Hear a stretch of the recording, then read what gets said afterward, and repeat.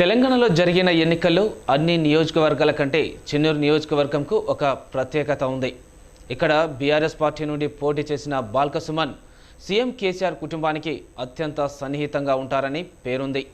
చెన్నూరులో నేను తప్ప ఎవరు గెలవరనే ధీమాలో ఉన్న బాల్క సుమన్కు కాంగ్రెస్ పార్టీ నుండి గడ్డం వివేక్ రూపంలో గట్టి అభ్యర్థి పోటీలోకి దిగారు.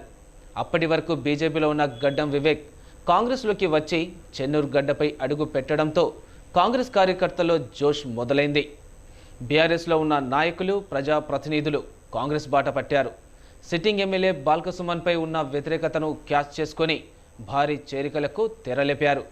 ప్రత్యర్థి ఎత్తులను చిత్తు చేస్తూ ఊహకు అందని రీతిలో ప్రచారం చేసి గెలుపు ఖాయమనే టాక్ తెచ్చుకొని అదే ఊపును చివరి వరకు కొనసాగించి విజయ తీరాలకు చేరుకున్నారు. చెన్నూరు నియోజకవర్గంలో కాంగ్రెస్ గెలుపొందిన తీరుపై సిటీ తెలంగాణ విశ్లేషణాత్మకమైన కథనం మీకోసం.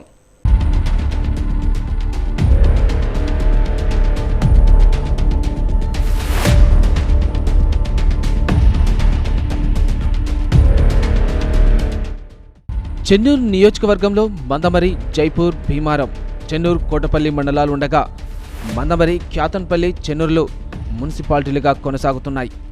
ఈ అసెంబ్లీ సెగ్మెంట్లలో మొత్తం 1,88,283 మంది ఓటర్లు ఉన్నారు. ఈ ఎన్నికల్లో 1,50,000 ఓట్లు పోలయ్యాయి. నియోజకవర్గంలో కాంగ్రెస్ నుండి గడ్డం వివేక్ వెంకటస్వామి, బీఆర్ఎస్ నుండి బాల్క సుమన్, బీజేపీ నుండి దుర్గం అశోక్ పోటీలోకి దిగగా ప్రధాన పోటీ కాంగ్రెస్ బీఆర్ఎస్ మధ్య జరిగింది. నువ్వా నేనా అన్నట్లు జరిగిన ఈ పోటీలో కాంగ్రెస్కు 87,529 ఓట్లు రాగా బీఆర్ఎస్కు మాత్రం 50,016 ఓట్లు వచ్చాయి. కాంగ్రెస్ అభ్యర్థి గడ్డం వివేక్ 37,513 ఓట్ల మెజార్టీతో గెలుపొందారు. నియోజకవర్గంలో ఎన్నికల ప్రచారం నువ్వా నేనా అన్నట్లుగా జరిగింది. కాంగ్రెస్ పార్టీ నుండి పోటీ చేసిన గడ్డం వివేక్ ఎక్కడా వెనుదిరిగి చూడకుండా ఒకవైపు చేరికలను ప్రోత్సహిస్తూ మరోవైపు ప్రచార పర్వంలో దూసుకెళ్లారు.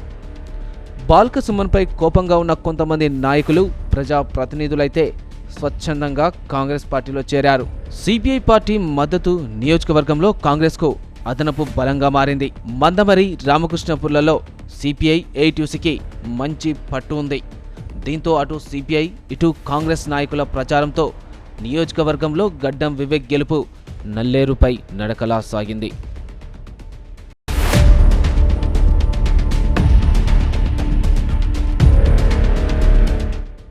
పొత్తులో భాగంగా చెన్నూరు నియోజకవర్గం టికెట్ సిపిఐకి వెళ్తుందని ప్రచారం జరిగింది.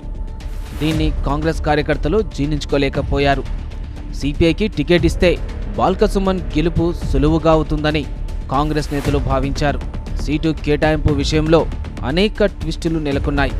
ఎన్నికలకు 6 నెలల ముందు నుండే నియోజకవర్గం నుండి డాక్టర్ దాసరపు శ్రీనివాస్, నూకల రమేష్, రామిళ్ల రాధిక, డాక్టర్ రాజా రమేష్లు కాంగ్రెస్ టికెట్ ఆశిస్తూ తమ ప్రచారాన్ని మొదలుపెట్టారు. తమకే టికెట్ వస్తుందని నియోజకవర్గంలో పర్యటించారు. కానీ బాల్క సుమన్పై పోటీ చేయాలంటే వీరి శక్తి సరిపోదని కాంగ్రెస్ అధిష్టానం నియోజకవర్గంలో మంచి పట్టున్న గడ్డం వివేక్ వెంకటస్వామిపై దృష్టి సారించింది.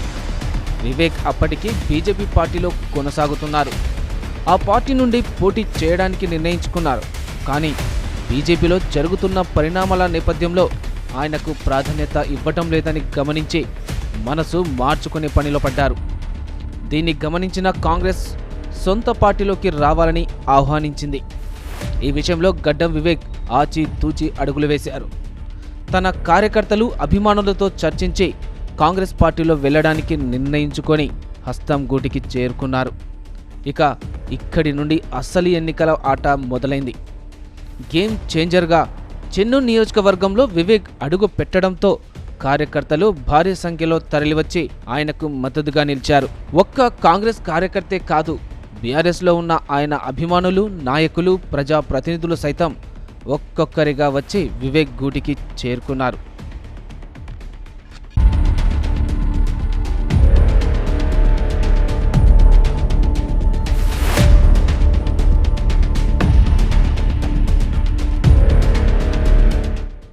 గడ్డం వివేక్ తన అనుభవాన్ని అంతా రంగరించి బీఆర్ఎస్ ఎత్తులను చిత్తు చేస్తూ ప్రచారంలో దూసుకుపోయారు.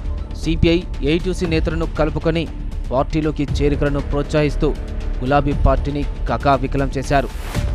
బాల్క సుమన్ వేల కోట్లు సంపాదించుకొని 5 ఏళ్లలో ఏం అభివృద్ధి చేయలేదని ఆరోపణలు గుప్పిస్తూ ప్రజల్లో చర్చ జరిగే విధంగా ప్రచారం చేశారు.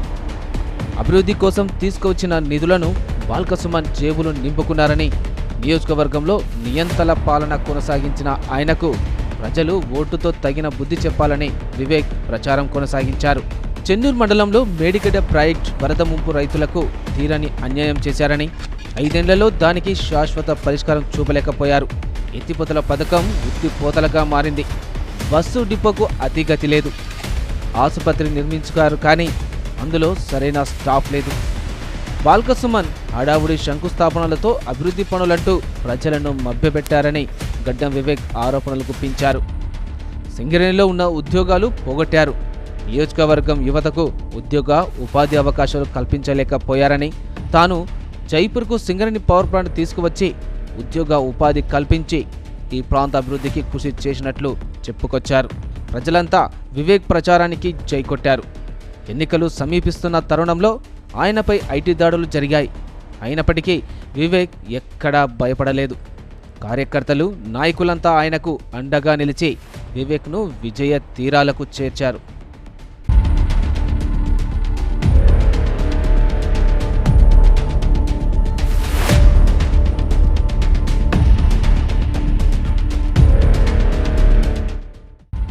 మంచిర్యాల జిల్లాలో చెన్నూరు నియోజకవర్గం హాట్ టాపిక్గా మారింది.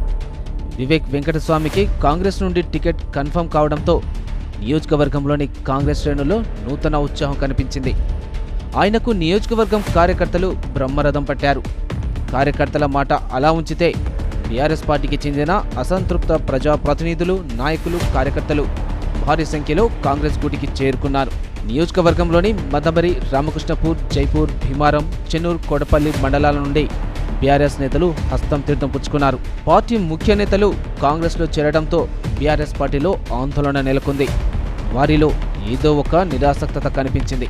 కాంగ్రెస్కు వస్తున్న ఆదరణ చూసి బీఆర్ఎస్ శ్రేణులు బిత్తరపోయారు. కామ్రేడ్లతో పొత్తు నియోజకవర్గంలో కాంగ్రెస్కు కలిసి వచ్చిందని చెప్పుకోవచ్చు. బీఆర్ఎస్ టీబీజీ కేసుపై ఉన్న కసితో సిపిఐ పార్టీతో పాటు దాని అనుబంధ సంఘమైన ఏఐటీసీ హార్ట్ఫుల్గా పనిచేసింది. మందమరి, రామకృష్ణపూర్ మున్సిపాలిటీలో సింగరేణి కార్మికులు ఎక్కువగా ఉంటారు. నియోజకవర్గం గెలుపు ఓటములు సాధించేవి ఈ 2 మున్సిపాలిటీలే. ఈ 2 మున్సిపాలిటీలో ఏఐటీసీ క్యాడర్ బలంగా ఉంది. బీఆర్ఎస్ నుండి కాంగ్రెస్లో చేరిన మందమరికి చెందిన తెలంగాణ ఉద్యమకారుడు, మాజీ ఎమ్మెల్యే నల్లాల ఓదేలు, క్యాతన్పల్లి ముఖ్య నేతలు అబ్దుల్ అజీజ్, యాకూబ్ అలీ, చెన్నూరు నుండి మూల రాజిరెడ్డిలు కాంగ్రెస్లోకి రావటం వివేక్కు బాగా కలిసి వచ్చింది. ఇంకేముంది, కాంగ్రెస్లో ఒకవైపు నల్లాల ఓదేలు, మరోవైపు చేరికల జోష్, ఇంకోవైపు కామ్రేడ్ల ఓట్లు వెరసి గడ్డం వివేక్ భారీ మెజార్టీ సాధించి గెలుపు గుర్రం ఎక్కారు. మార్పు కావాలని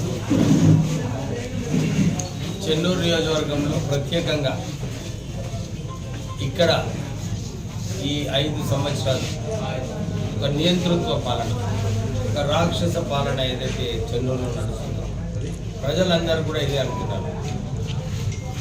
ఈ మార్పు రావాలి. నామినేషన్ రోజు కూడా బాల్క సుమనప్పుడు అందరినీ హెచ్చరించిండు, బట్టలు ఇప్పి కొడతానని. అసలు ఇప్పుడు ప్రజలే ఒక తీర్మానం ఇచ్చినాడు, బట్టలు ఇప్పి ఇంటికి పంపించే కార్యక్రమం ప్రజలే ఆయనకు సరైన గుణపాఠం చెప్పారు. ఇప్పుడు నేను ఈరోజు మా కార్యకర్తలకు, అధికారులకు అందరికీ ఇదే చెప్పడం జరిగింది. ఒక మార్పు వచ్చింది. తెలంగాణలో ఇప్పుడు అభివృద్ధి చేసే టైం వచ్చింది. అందరూ కూడా సహకరించాలి. దీంట్లో ఎక్కడ కూడా లా వ్యతిరేకంగా పోయేది అవసరం లేదు, కానీ లా కరెక్ట్గా ఫాలో కావాలి. అందరూ కూడా చట్టం ప్రకారంగా ఏది కావాలో, రెవెన్యూ అయినా కానీ, పోలీస్ అయినా కానీ, ఏ సంస్థ అయినా కానీ ప్రజలకు ఉపయోగపడేలాగా పనిచేయాలని చెప్పి నేను వారిని కోరడం జరిగింది.